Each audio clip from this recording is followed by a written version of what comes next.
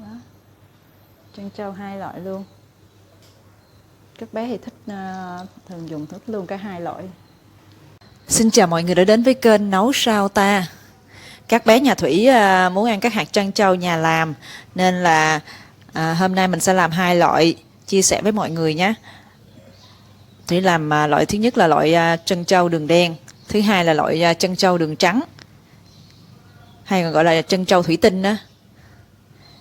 Nguyên liệu của mình gồm có, nếu mà mình muốn uống sữa tươi trân châu đường đen thì nguyên liệu của mình cần là bột năng 90g, bột gạo 10g, bột cacao 10g. Đường đen mình cần là 300g. Mình phân ra hai phần, một phần 250g và một phần 50g. Và bên đây là loại dành cho trân châu trắng, là mình cũng dùng 90g bột năng, 10g bột gạo, 5g bột rau câu. Các bạn mua loại bột rau câu nào cũng được. Mình dùng đường phèn là 300g thì mình cũng phân ra hai phần là 250g và 50g.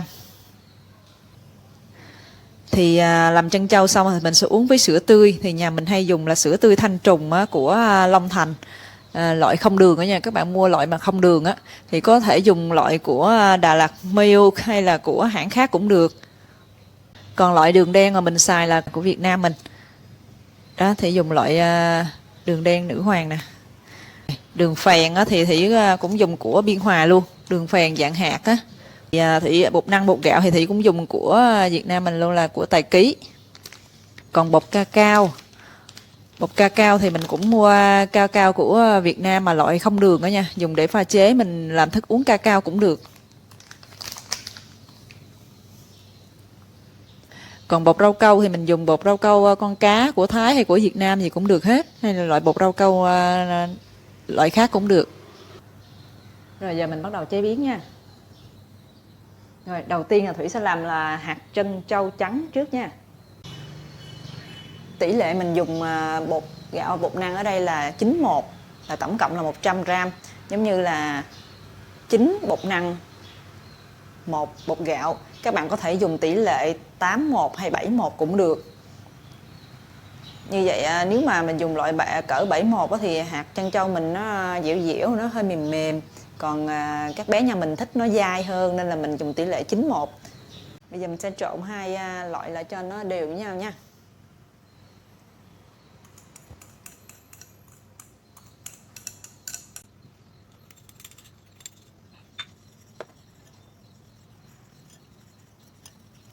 Rồi các bạn bật bếp lên, cho vào khoảng 150ml nước.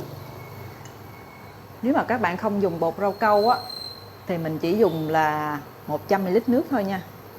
Tương ứng với 100g bột mình dùng 100ml nước. Rau câu nó phải cần có nước để nó trương nở.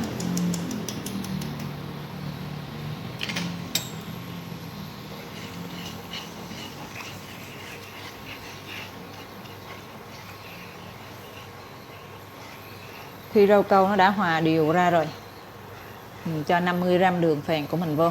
Các bạn có thể dùng đường cắt trắng hay là đường vàng cũng được nha. Nếu đường vàng thì cái hạt trân châu mình nó sẽ màu vàng, đường trắng thì trân châu nó sẽ màu trắng.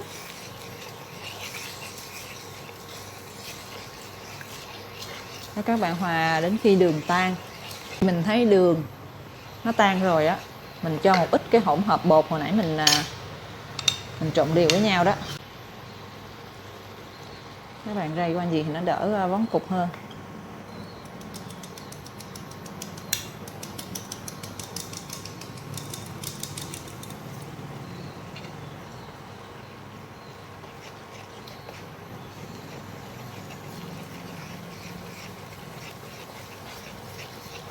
Các bạn nhỏ lửa nha, cho cái bột mình nó nở ra, nó giống như hồ vậy đó. Nhào bột nó mới dễ. Các bạn có thể nấu nước sôi rồi đổ vào cái hỗn hợp bột hồi nãy cũng được. Nhưng mà nếu mà nước mà sôi không đủ, không tới độ sôi không đủ già thì khi mình trộn bột thì bột nó sẽ bị chảy, bột năng nó sẽ bị chảy, nó khó nhồi hơn. Đó, khi bột mình nó nổi bong bóng lên là gì là được rồi. Bắt đầu mình cho bột của mình vào.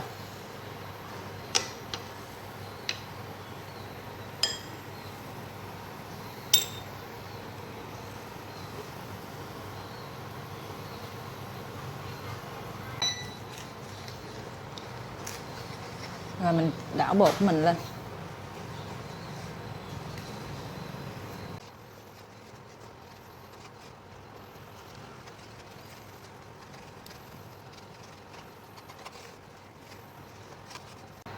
Trộn bột với nhau như vậy nè, thì mình phải dặn nhỏ lửa nha. Bây giờ bột nó đã kết dính với nhau rồi, bây giờ là mình sẽ cho ra ngoài mình nhồi nha. Rồi các bạn cho bột của mình ra một cái mặt phẳng nào đó để mình nhồi nha. Nhớ rửa tay sạch trước khi làm nha.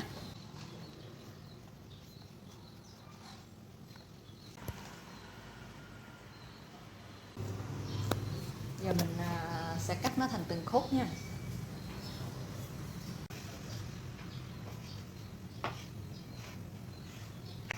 Rồi cái nào chưa xài thì mình cho vô cái tô mình đậy lại.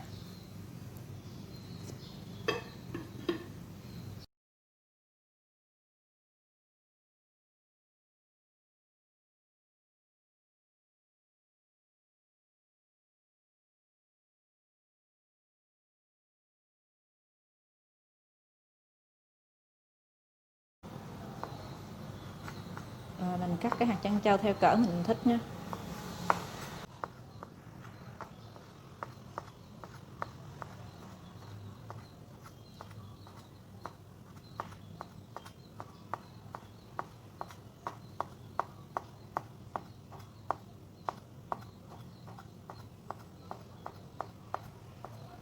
Đó, các bé nhà mình thì thích cái cỡ hạt nó bé bé như nè.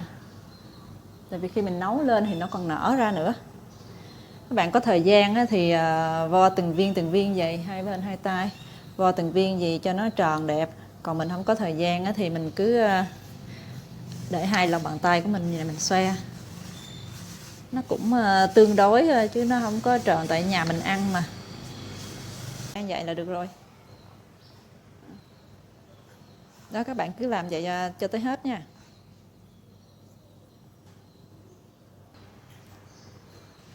Và đây là thành quả vo viên, mất nửa tiếng.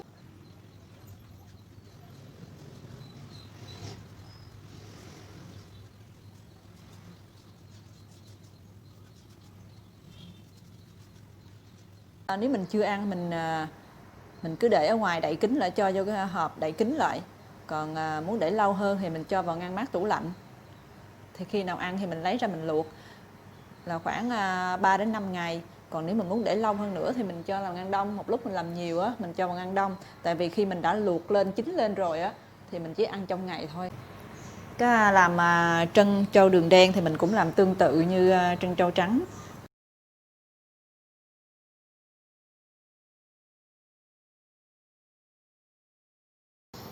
Mình nhắc lại nha, do nãy mình dùng mình làm trân châu trắng á, do mình có dùng rau câu nên mình dùng 150ml nước. Còn bây giờ mình làm trân châu đường đen thì mình dùng bột cacao nên mình chỉ cần 100ml nước thôi. Mình cho 100ml nước vào chảo. Mình cho bột cacao vào.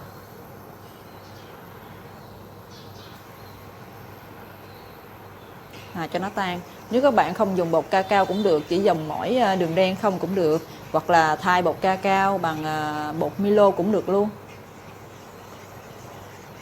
Chủ yếu mình cho bột cacao nó làm thơm cái hạt trân châu của mình và nó làm mất đi cái mùi hôi của bột. Mới cho cacao thôi là nó đã thơm rồi. Giờ mình cho đường đen vô nha. Đường đen thì nó thơm mùi mật mía nhiều hơn.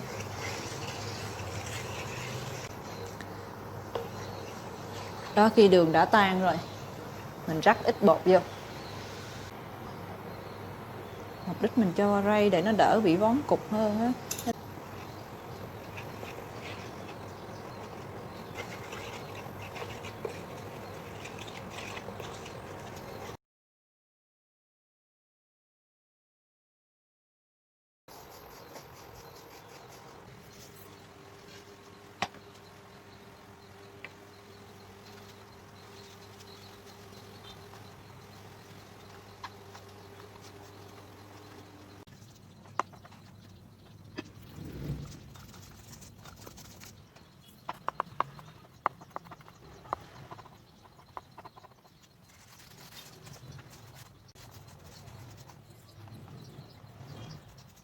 đun khoảng 1,5 lít nước. Khi nước sôi thì mình cho hạt trân châu vào.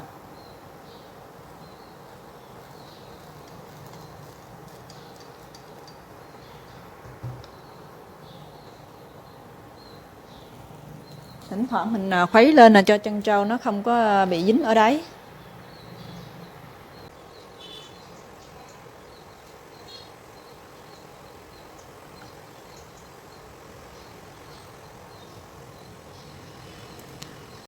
Khi hạt trân châu nó nổi lên là mình nhỏ lửa lại.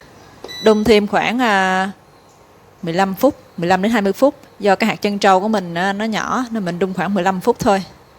Đậy nắp lại mình đun thêm khoảng 15 phút cho nó chín hẳn bên trong. Nếu mà hạt trân châu các bạn to thì mình đun khoảng 20 phút nha. Còn hạt mình nhỏ nên mình đun khoảng 15 phút thôi. Thỉnh thoảng thì mình dỡ nắp ra mình khuấy đều lên nha. Sau khoảng 15 phút mình đun thì trân châu của mình nó đã chín rồi. Bạn thấy khi chín thì nó sẽ chìm xuống dưới đáy nè.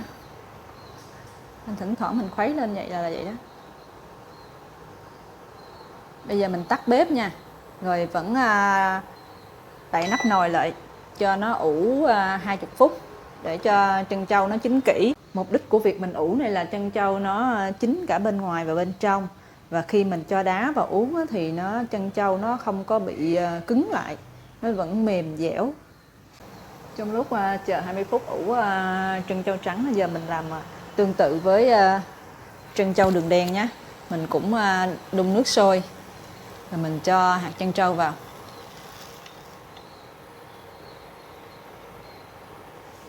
Quy trình đun cũng như vậy nhé.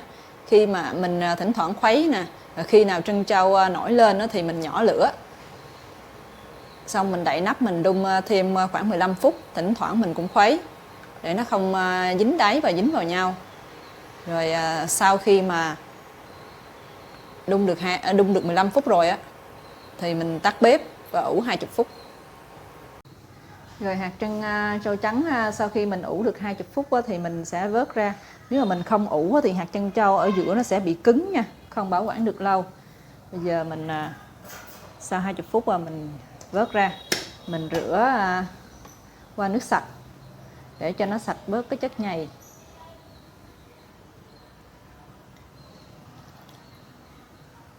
Chế nước sạch rửa hạt trân châu nha, cho nó sạch bớt chất nhầy chất nhớt bên ngoài để mình bảo quản được lâu.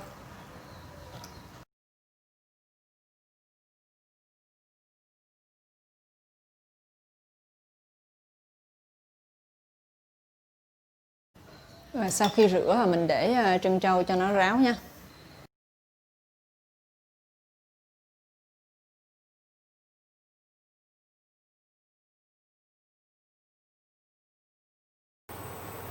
Bây giờ mình sẽ đi nấu nước đường nha. Cho 140 ml nước vào.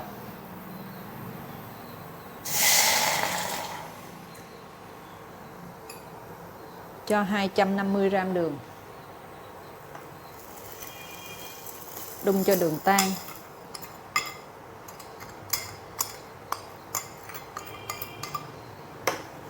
Cho thêm một tí xíu muối vào. Ít thôi nha, ở đầu muỗng thôi.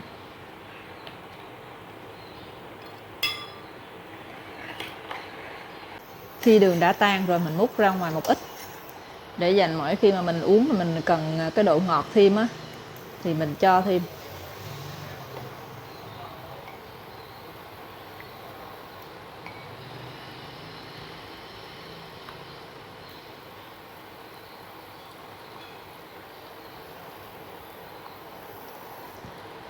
Rồi còn trên bếp thì mình sẽ cho trân châu trắng vào.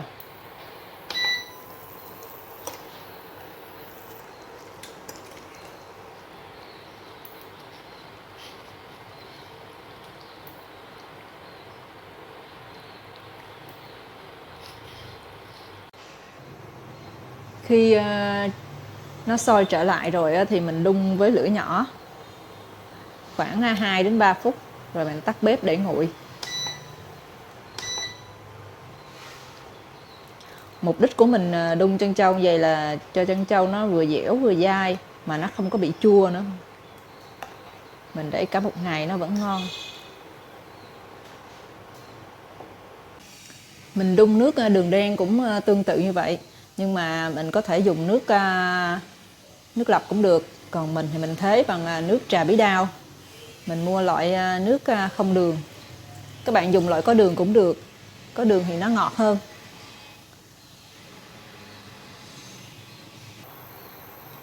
Mình cho 250 gram đường đen vào, thêm vào một tí muối.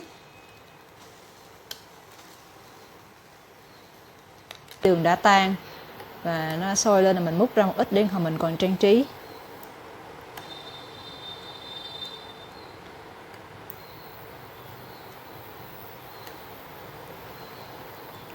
Và mình cho trân châu vào.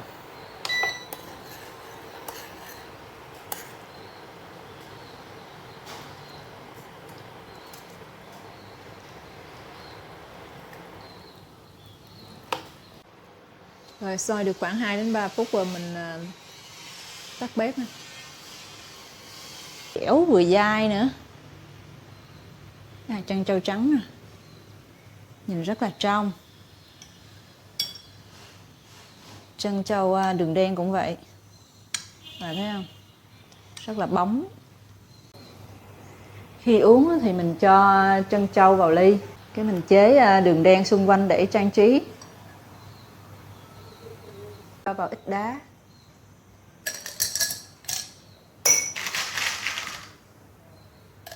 Cho sữa tươi vào.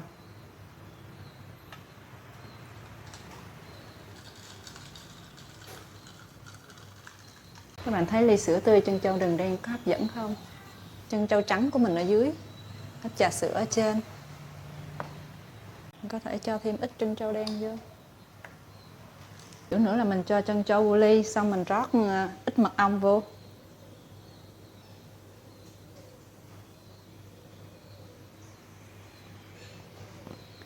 Rồi mình cho trà đào hay là trà chanh gì đó. Rồi mình cho thêm đá.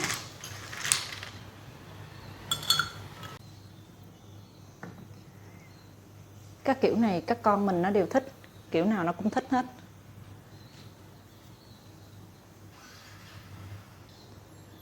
Buổi sáng khi các con đi học thì mình có thể cho đá vô bình, xong mình cho sữa vô.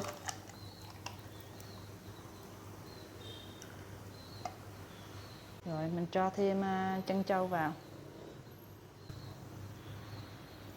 Đó. Trân châu 2 loại luôn. Các bé thì thích thường dùng thích luôn cả 2 loại. Rồi, chúc mọi người thành công với các món trân châu này nhé.